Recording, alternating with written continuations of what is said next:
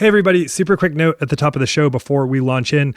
I just want to say this episode is dedicated to Stephen W. Phillips, who I've never met, but he literally wrote the book on Opryland USA. It came out in 2016, and then shortly thereafter, while he was under 40, he passed away way too young. I wanted to reach out to him and talk to him for this episode, and then found his obituary. So I just want to thank you, Stephen, for making this story easier to tell, and I hope you are listening wherever you are. Opryland USA was around for most of the 70s. It opened in 72 after 3 years of concepting and construction, and it was around for most of the 90s. It shut its doors for good on December 31st, 1997, but it was around for the whole of the 1980s. If you were a kid in Nashville in that decade, there's a strong chance you knew the park intimately. And like any kid who did, you would forever have the ultimate insider Nashville conversation starter in your back pocket. Why do you think they really shut Opryland down?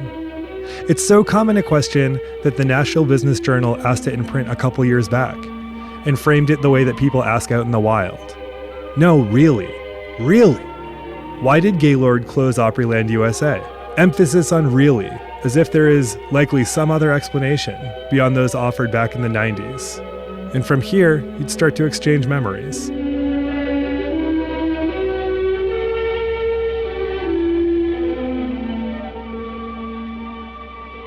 I should tell you that this is Nashville Demystified. This is technically the first episode of our miniseries Music City Tales from the 1980s. A look back at Nashville and the decade that brought us Back to the Future, NWA, and the Reagan presidency. I'm your host, Alex Steed. If you've not already, you should listen to our prologue, an episode entitled Last Ticket to Bonertown. It really does help set the stage. Nashville Demystified is brought to you by Knack Factory, a video and content production company with offices here in the city. It's distributed by We Own This Town, a collection of podcasts made by Nashvillians. Please subscribe, review, and share with friends. Do that whole thing. It really does help. And check us out on Instagram, Twitter, and Facebook. So it's July of 1985. You're 13 years old. Opryland USA, Opryland for short, is without a doubt your favorite place. It's rich in adventure and possibility and thousands of other kids. Those who went on a regular basis insist that it was safe enough to go without parental supervision on a regular basis. Many did. This is the case for you. Has a lot to do with Opryland, sure, but it also has a lot to do with how hands-off parenting was in the pre-helicopter parent era. Not that it matters much to you now. You'll come to appreciate it later. But the park is the brainchild of WSM executive Irving Waugh, who, 16 years before, went to Houston on golf and fell in love with the Astrodome area. He thought it could work for the Opry, which had outgrown its home at the Ryman.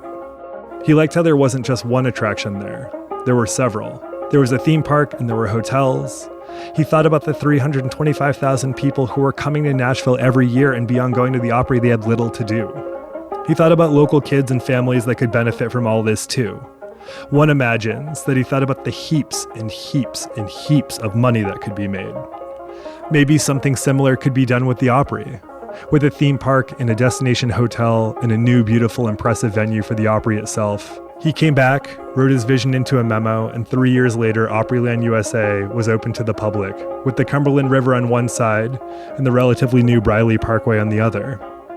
Sitting on 110 acres of land, the park, which is unique in that it is heavily music-themed, opens on May 27th, 1972, the day you were born.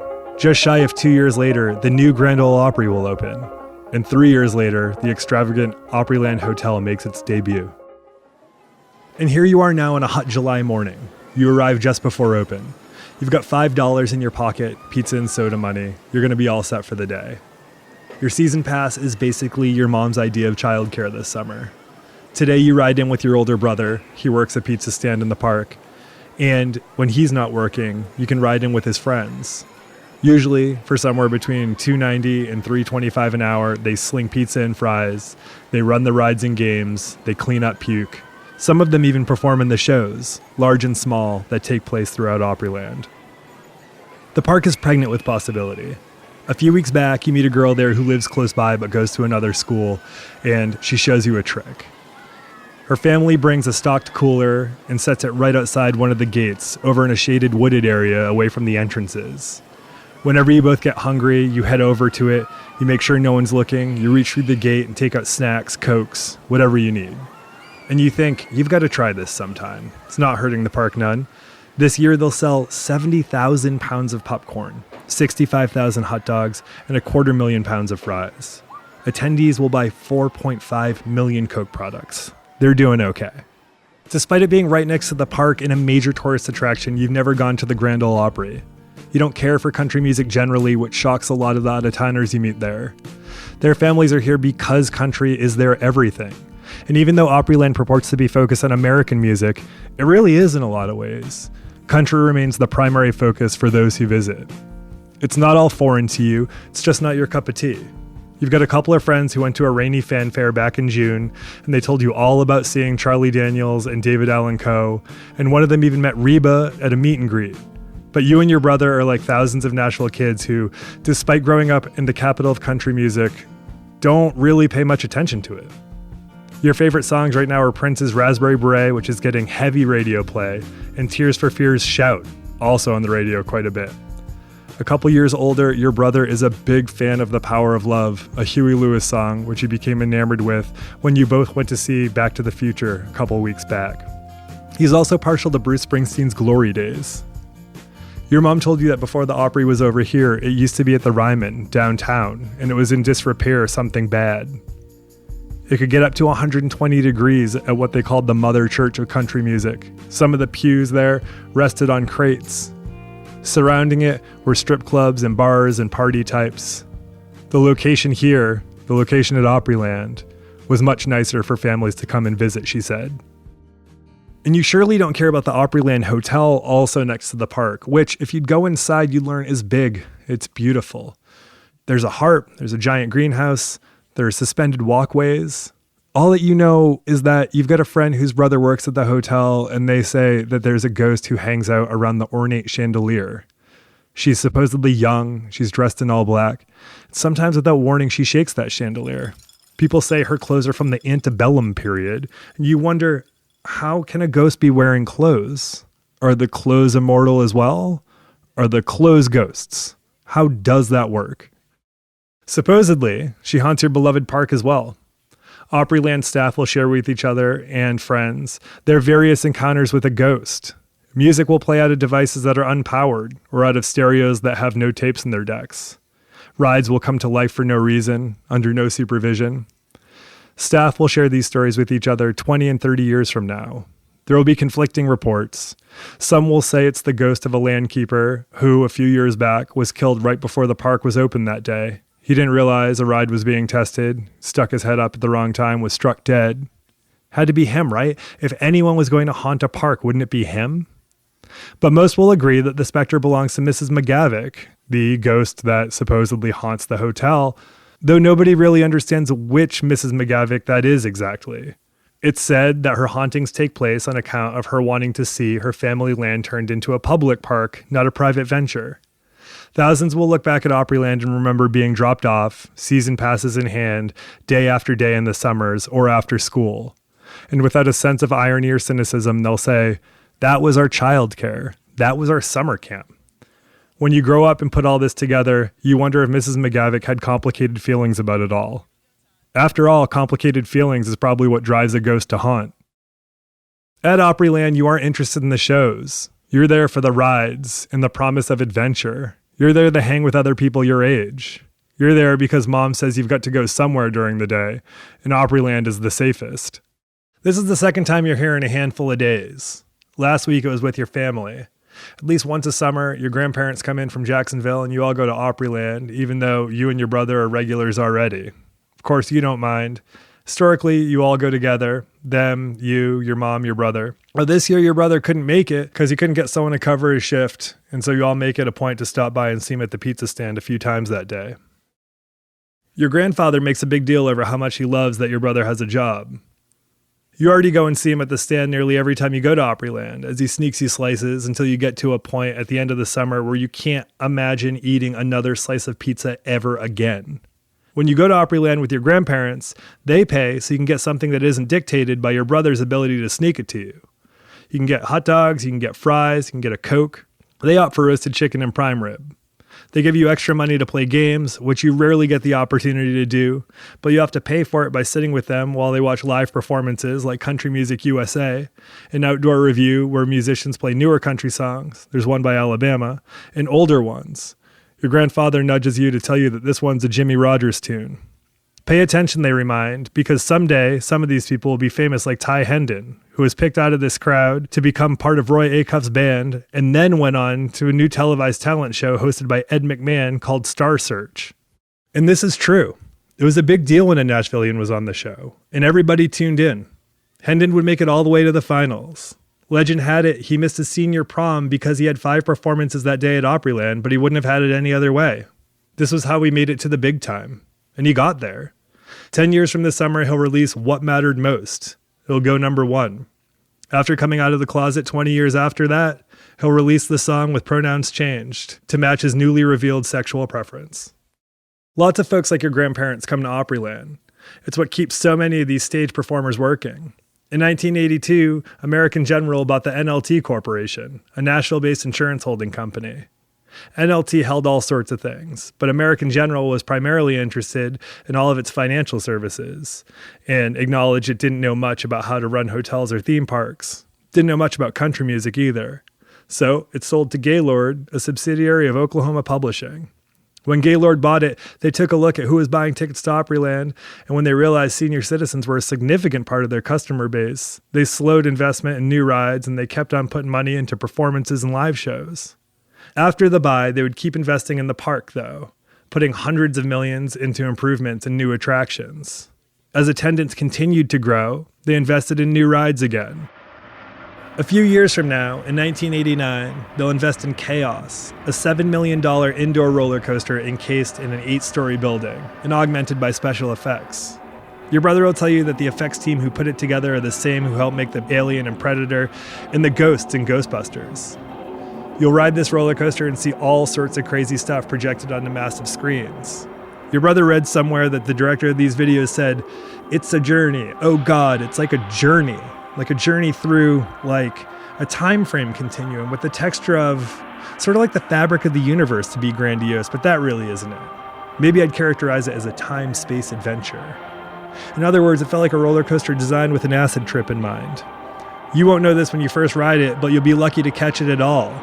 There's so many components and moving parts that it often gets shut down for repairs. But when you do catch it, you find it pretty cool.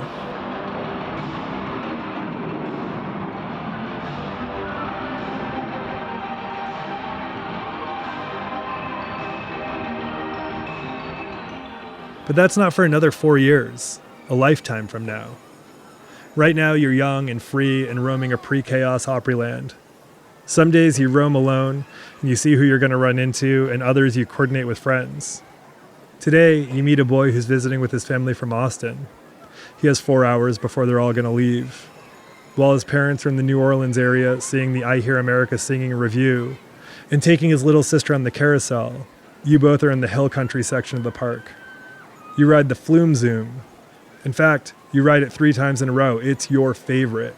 You keep getting drenched, though the sun nearly dries you off completely before your next descent down that 90-degree, 75-foot drop. The first time, you try to look cool, like you're beyond getting scared, by raising your hands above your head and smiling all the way down. But you are, as always, a little scared on your way, and that's part of what makes you love that ride. He laughs at the bottom and he says it was scary, and you laugh and you say you're always a little scared and you're glad he said so. Feeling more comfortable this time, you raise your hands and you both scream and you laugh your faces off at the bottom. The third time up, you feel his hand on yours during the ascent. It's a welcome surprise. You awkwardly hold right hands while putting your left hands in the air. It was nice, and the butterflies from that free fall never really fully subside. Together you do laps around the park. It's crowded with families, teenagers running around, with old people walking at a leisurely pace. You pass a breathless little boy soaked from head to toe, going on and on about the animatronic bear at the Grizzly River Rampage. You tell your new friend what your brother told you, that when that ride opened, the starved Grizzly Adams came out and gave away autographed pictures. He laughs and remarks at how many trees there are, how green the whole park is. Your brother once told you that when they opened the park, nearly all the trees were left intact. If a tree had to go, they moved it to another place. He told you that a lot of parks are like concrete jungles, and part of what makes Opryland interesting is that it maintained a lot of the land that was here before it came about. That doesn't mean much to you until later, when you go to a few other parks and you see your brother's right. Most of them are just concrete slabs with rides on them. In that way, Opryland is special. You ride the Tin Lizzies together and wonder aloud if cars really only went 5 miles per hour back in the 20s, or if that's a park safety thing. Are the cars here really antiques converted for this purpose, or were they made especially for the park? He reaches for your hand and he holds it again. You tell him the Old West section of the park is based on El Paso, and you ask if that's what Texas is really like, and he kindly explains he's never been to that part of Texas. El Paso's on the border of Mexico. It's an 8-hour drive from Austin, which is about as far from him as you are in Nashville from your grandparents in Jacksonville. He holds your hand again until it's time to get off. You make your way to another pizza stand that's not the one where your brother works. Thank God, he'd be relentless about seeing any of this. And the boy tells you that you sure know a lot about this whole place, and he asks how often you come, and you tell him it's a lot. And he says he has to go soon, but he's so glad he met you. And he leans in, and you're sure he's going to kiss you, but he does this weird half-hug thing where you don't know exactly what's happening, and you try to lean into it as well, but he somehow bangs your forehead with his chin. He's embarrassed, and he mentions the time again, and that he really should get going. But he writes his name and address down on a napkin and asks you to please stay in touch. You will write back and forth a few times, but it'll lose steam around November, which is also when the park closes down for the season. Even though your correspondence loses that steam, there will be a few years where there is not a day that goes by in which you don't think of him. There is not a time that you will go to the park and not more than half hope to see him, especially when you ride that Flume Zoom. You will sit on the sky ride, suspended far above that park, and see if you can spot him, even though you know full well in your heart that he's not there. Come 87, he's nearly fully faded from your memory when you're working the park yourself. You work at the souvenir stand and take pictures of guests dressed in old-time garb, and you start seeing someone who suffers through their days in one of the park mascot costumes. Not Yancey Banjo, no, or Johnny Guitar, Barney Bass, Frankie Fiddle, or Jose Mandolin. You start seeing Delia Dulcimer, who, when in human form, drives an 81 Crown Victoria and explains that the mascot costumes can weigh between 40 and 90 pounds. Being inside of one is like walking around in a tiny oven you can barely see out of. They smell like puke because people have puked in them more than once. People have puked on them. A lot of kids will try to punch you in the groin while you're wearing it, which isn't great. This thing lasts for a couple of weeks, never really goes anywhere, but that's okay. A coworker will tell you that they saw Delilah canoodling with a security guard after a night shift, which is fine because it was pretty underwhelming anyway. You never date at the park again. Decades from now, out of nowhere, you'll remember that boy from Austin and wonder where he ended up. Having misplaced those letters a lifetime ago, you're left to guess at what his name is. You'll never find out. After these messages, we'll be right back. Think you've seen it all at Opryland? Well, think again. Opryland 87 is a whole new shooting match. 2 new fully staged shows. The Rootin' Tootin' Way Out West. From radio's golden age to the big broadcast. New non-stop roving entertainers everywhere you turn. And a new skin-drenching water ride, the Old Mill Scream. So come on, get off that sofa and see the all-new Opryland 87.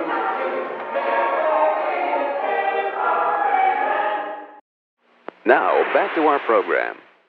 Donna Summer's song Dinner with Gershwin is played on the radio quite a bit and you love it. Summer will move to the city 8 years later and people will see her and her family at the park. You've seen Dick Clark, of course, and Opry regulars like Porter Wagner. You see Roy Acuff here and there, which is not surprising since he lives on the grounds. A few weeks back, you came home and said something snarky about the color of the outfit you saw Acuff wearing, and your mom would remind you that he was an old man who was all alone now, and you immediately regretted having thought bad thoughts about him, even if he did use the Opry stage and a bunch of yo-yo tricks to humanize Nixon back in the 70s. At least that's what Delilah said he did. Years later, you'd learn that E.W. Wendell, a Gaylord executive and cheerleader for all things Opry, had a house built for Acuff on the grounds in the early 80s so he could live around people after becoming a widower. To the Tennessean, Acuff said, "I'm leading a very lonely life in a big house all by myself. Now I'll be someplace where there'll be people. I want to straighten out my life. It'll help me get out of this loneliness I live in. I'm in the park or Opry House every day anyway. I realize that with millions of people visiting Opryland, some will want to drop in on me at the house. It isn't going to bother me. Today, while on break, you meet and become fast friends with Amber, a performer in I Hear America Singing. She went to a performing arts school in New York, where she was discovered by a park-sanctioned talent hunter at a recruitment event held there. She is 5'7", which she says is tall for a dancer, and she's strong and lean. She's built like a dancer because she's a dancer, she says. When she smiles, her green eyes get all watery and almost close shut. She's 20 and doesn't mind that you were 16. She'll tell you all about the city she's from. How her dad knows Angela Lansbury because he works on a bunch of things, including the Tonys. And it may sound like they have money, but they do not, she says. And even if they did, she'd want to work for her own money anyway. In time, she'll introduce you to everyone she's met at the park, all of her coworkers. And you will all laugh and drink all night at house parties and then sleep off big-time headaches until noon. Amber will tell you that some people think that the whole song and dance thing at Opryland can get a bit hokey, but it pays musicians to be musicians. It brings in performers from all over the country. It employs 350 musicians at any given time. She reminded that it had helped people like Ty Hendon and Cynthia Rhodes, who'd worked at the park in the 70s. She sang over by the Timber Topper, and she'd go on to be in Flashdance and Dirty Dancing. People say she's from a real religious family, which makes you wonder how they dealt with her playing a woman who has an abortion in a movie. Amber says that Opryland has put a lot of musicians to work and that it gives them someplace to be together. It gives them jobs where they can sing regularly, and that's something they need. She lives in a small house with 3 roommates, Jason and Nicole, and they all play music and sing all night and drink whiskey and do a little coke sometimes to keep drinking and playing. In 1997, your brother calls and tells you, "Oh my God, Opryland is closing," and you are in total disbelief. What are they going to do with all of it, you ask? He says they'll probably relocate a lot of the rides and they'll probably scrap the rest. They're building a mall in its place. After you hang up, you are surprised to find yourself crying. When you are 46, you click a link to a Nashville Business Journal article and laugh at the headline. No, really, why did Gaylord close Opryland USA? You think about all the times the conversation has started like that and quickly descended into a bullshit session about how great that place was. The "no, really" piece of the headline is especially funny because many just don't believe the reasoning. If it was making money and it made people happy, why would you shut it down? It was such a foreign concept to so many. Most rarely ever had something as good as Opryland going for them. And if they ever did, they couldn't imagine shutting it down. If you're printing cash, why would you break the press? To make more money? It just felt callous. When Gaylord's CEO Bud Wendell stepped down in 97, the Opry properties lost their biggest advocate. When Gaylord bought Opryland and its associated properties, including Opryland USA back in 83, Gaylord himself was cited in the New York Times as saying that the return on investment was not of interest to him. The characters and real people behind it, like Roy Acuff and Minnie Pearl, were what was significant to him. Never mind that Minnie Pearl was not a real person. She was personified by an actress named Sarah Cannon, but the sentiment is nice nonetheless. This was like the least 80s CEO thing to feel or say publicly, especially so early on in the greed is good decade. Wendell, a steadfast Opry fan, maintained the same attitude and made money on the theme park. When Wendell was out of the way, the company rushed to catch up with a kind of business that didn't get bogged down by sentiment. For many, it felt like a big yellow taxi situation. Of Gaylord shutting it all down, Wendell said Opryland was successful. And it was successful when they shut it down. We weren't losing money. It was the dumbest thing I've ever seen. But why did they really do it, you ask yourself? It's such a monumental decision. A decision that feels to you like a direct assault on your youth. It feels like a kick in the throat, a theft from your younger self. Why did they have to go ahead and steal every awkward kiss, every late night conversation about entry-level music jobs? Why did they go ahead and steal your youth only to turn it into a mall? You look at that headline and think a move that monumental couldn't just be attributed to something as simple or depressing as some business people wanted to make more money. And unsentimental malls make more money faster than sentimental theme parks. Could it? No, really. Why did Opryland USA close down? Surely there must be a complicated answer here. You hope, at least. Because the most obvious one is just so depressing. All right, everybody, that's it for this episode. I want to thank audio engineer Cameron Davidson for putting the show together. I want to thank Michael Eads from We Own This Town for both giving the show a home and redesigning our logo a bit to fit the miniseries. It looks great. Episode notes, including all the sources I utilized for this episode, can be found at the website. I hope you'll tune in next week for another episode. Subscribe, like, follow, do all those things. Thank you so much for listening.